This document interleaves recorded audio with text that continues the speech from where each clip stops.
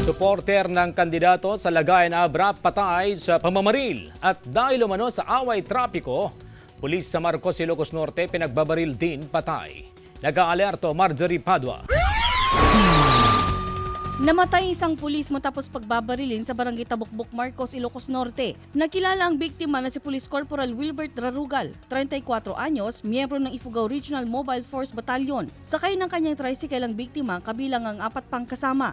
Biglang may nag-overtake ng motorsiklo at nasagi ang paa ng angkas ng tricycle. Nagkaroon ng pagkatalo na nauwi sa pamamaril.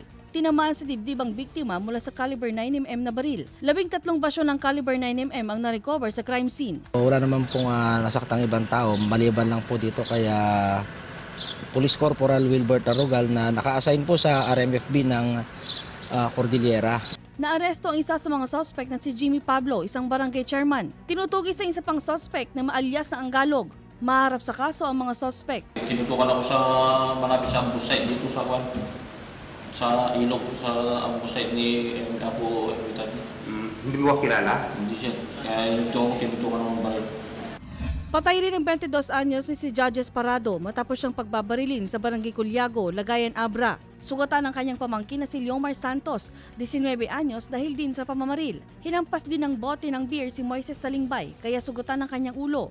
Kinilala ang mga suspect na sina Barangay Chairman Dominador Cardenas Jr., Kagawad Jerry Tabas at mga kapatid na sina Juni at Henry Tabas. Base sa investigasyon ng pulisya, nagiinuman ng mga biktima nang dumating ang grupo ng mga suspect at nagkaroon ng mainit na pagtatalo na humantong sa pamamaril. Arayat dasel nga da napaltugan ni judges kano kung gunada sir ko pankukinita kag paisumat nga isun sir.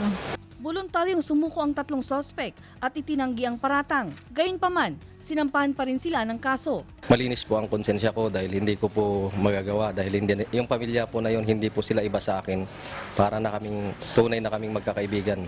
Napag-alaman na ang biktima ay supporter ng isang kandidato sa Lagayan. Iniimbestigahan na ito ng pulisya.